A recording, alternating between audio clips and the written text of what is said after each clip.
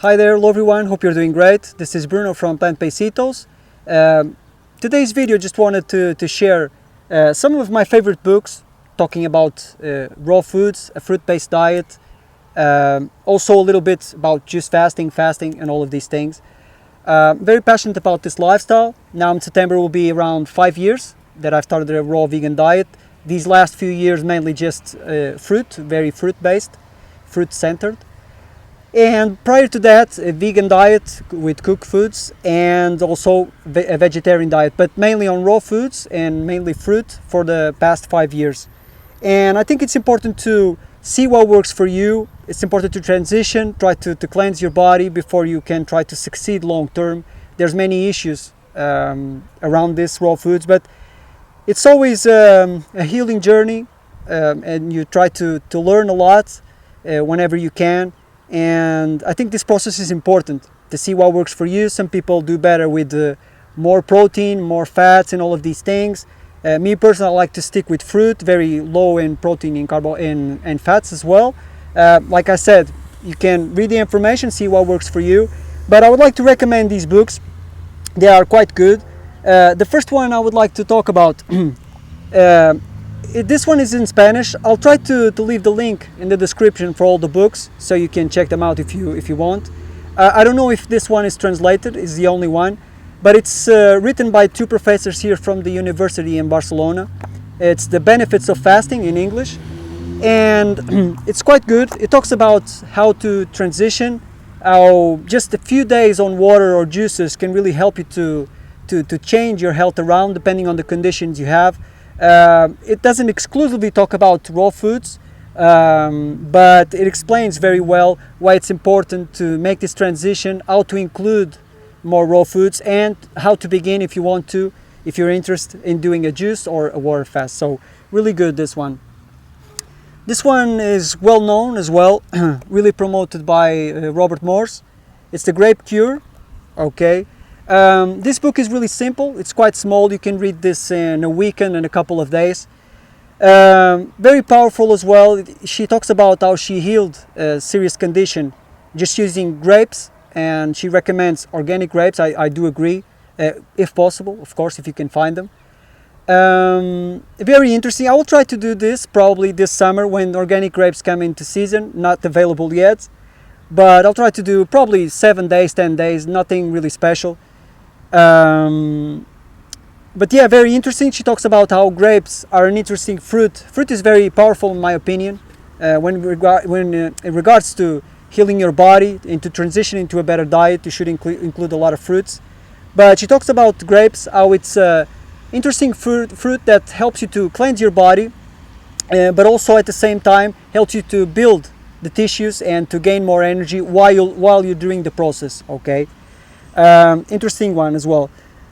This one, you have it in English. This is the Spanish version, but you have this one in English. It's from Arnold Ehret. It's Rational Fasting. It's really short book. You can read this in a couple of hours, I think. Talks about how to transition, how to do a water fast. Kind of in a way, it talks about a list of foods as well. That you should include, how to make it, if you want to go into a water fast, how many days you should do it, and also explains why some people don't do good when they haven't cleansed their body or made the transition and they jump into a juice fast or water fast. It can be dangerous even. So he explains this a lot in the book. Now to my favorite ones, also from Arnold Ehret. This is a must read, The Mucusless Diet Healing System. This one is the version from Professor Spira. A really amazing information. This was one of my most important books and information I found that helped me to transition and understand what foods I should include. It's diet I try to follow now, which is mucus-free, without any mucus-forming foods, mainly based on fruit. I do consume avocados once in a while. Avocados are really high in fat. I'll do a video about this in the future. I think it's quite interesting. But avocados are okay after you cleanse your body, after you make this transition, but I don't think you should include them every day in your diet. It will depend, like I was mentioning, where you are. Some people do better with high protein and high fat. For me, it doesn't work that way. I like to focus on fruit. And yeah, he explains a lot about other foods. Avocados are not the worst. I'm talking about when you're doing a raw vegan diet. For instance, he talks about nuts and seeds and all of these things. But he explains what are the worst foods, pus and mucus forming, and also very important, how to transition, how many days or how much time do you need before you jump into some program like this with fasting, or just do it simply with food. You don't need to use these techniques, but it's quite interesting and a lot of information in this one. Okay, so the next one is well known in the raw vegan community, of course. If you're starting out this lifestyle, you should read this as well, 80-10-10. Also a very complete book. It talks about carbohydrates, the protein, the fats and separate, how you should transition, also which things you should avoid that people many times in the raw vegan community still use, like if you use it a bit, it's not a big problem, but it talks about oil, salt, and I totally agree with this point of view. Like I was saying, it will depend on where you are. If you're just transitioning, it's okay to make mistakes, and it's how we learn, and we're always learning and see what works for your body. But if you're interested in jumping into a raw vegan diet, I highly recommend this. It's also 80-10-10 is basically the macros, for 80 for carbs, proteins and fats. And I think it's really accurate. If you keep this percentage very low of protein and fats, you can thrive long term. This one is really interesting. It's Becoming Raw by Brenda Davis. Yeah, and it's really complete. Here you find a lot of information and the details. If you like to look at the micronutrients, all the percentages in all the foods, this book is a must read. It's more complex. It's not it's not an easy read, to say so, but it goes in depth. How you can thrive, how to get all your nutrients on a raw vegan diet. Some of the things I don't agree with the point of view they have on this book, but like I was mentioning, you can read it, take what you want depending on where you are, okay?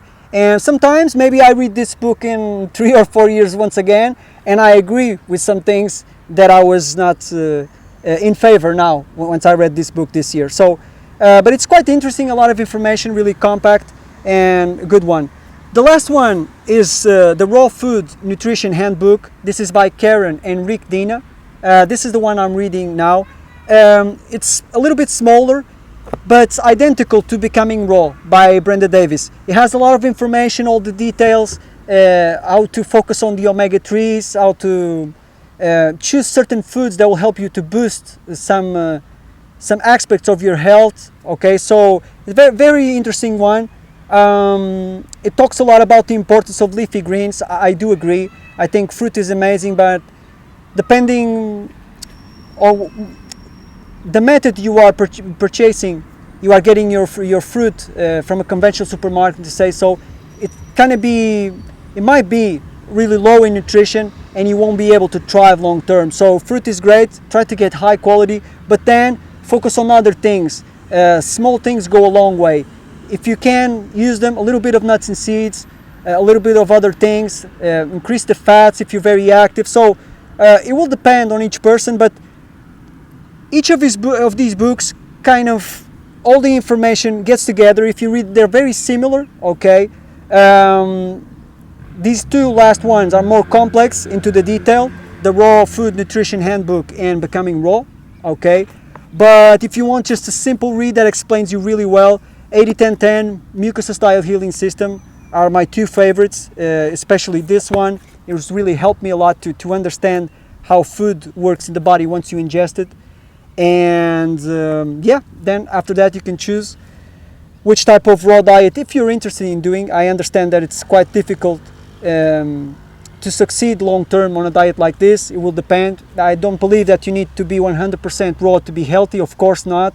But if you have some serious condition and you want to thrive long term, for instance, for me personally, I like to stay with fruit because I know it's the best for me. Okay, it will depend, but yeah, I just wanted to share this today. We'll try to upload more videos in the future.